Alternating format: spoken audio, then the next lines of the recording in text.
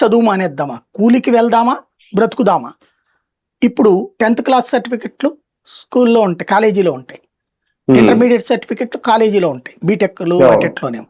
ఇవేమో ఇంటర్మీడియట్ పెడతామని 10th class. ఇప్పుడు వాడి దగ్గర నుంచి మానేద్దామన్నా ఇప్పటిదాకా నీ ఫీజు డబ్బులు కట్టేసి తీసుకుపోని మార్కులు లిస్ట్ అంటాడు. అది కట్టేస్తాముతుంటే నెక్స్ట్ పరీక్షలకే పోదుడు కదా అతను. ఒక సాధారణ పేదవాడికి 10,000 రూపాయలు 15,000 రూపాయలు అంటే ఆషామాషి కాదు.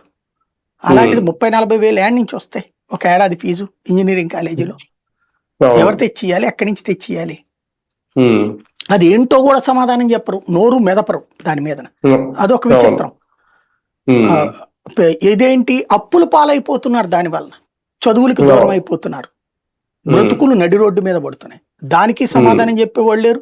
నువ్వు మీరందరు జనంలో తిరగండి, మాట్లాడండి, వాళ్ళతో వెళతో అంటారు, తిరుగుతారు. సరే, దీనికి ఏం సమాధానం చెప్తారు? ఒక కాలేజీ దగ్గరికి వెళ్ళి ఫీజు రియంబర్స్మెంట్ ఇచ్చాం మీకు అని చెప్తారా?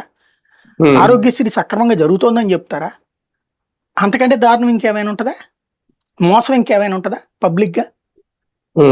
అవి రెండు చెప్పాలి. నేను ఇంకా మిగతాది లేదో రాసుకొచ్చారు, అదేది ఒక ఏడాది అవన్నీ నేను అంటలేదు కూడా. ఎందుకంటే దాంట్లో సరే అసలు ఇవ్వడానికంటే పోల్చుకుంటే 2 ఏడాదికి బిగిన్ చేశారు. ఆ పిల్లలందరికీ ఎంతమంది ఉంటే అంతమందికి డబ్బులు అన్నటువంటిది. దీపం పథకం 2వ ఏడాది నుంచి ఇస్తున్నారు. సరే, వచ్చిన వాళ్ళకి వచ్చింది, రాని వాళ్ళకి రాలేదు.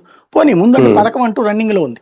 అట్లాగే ఉచిత బస్సు నడుస్తున్నది, పల్లె వెలుగులు అని ముందే చెప్పారు, అదే పల్లె వెలుగులకి నడుస్తున్నాయి ఇప్పుడు.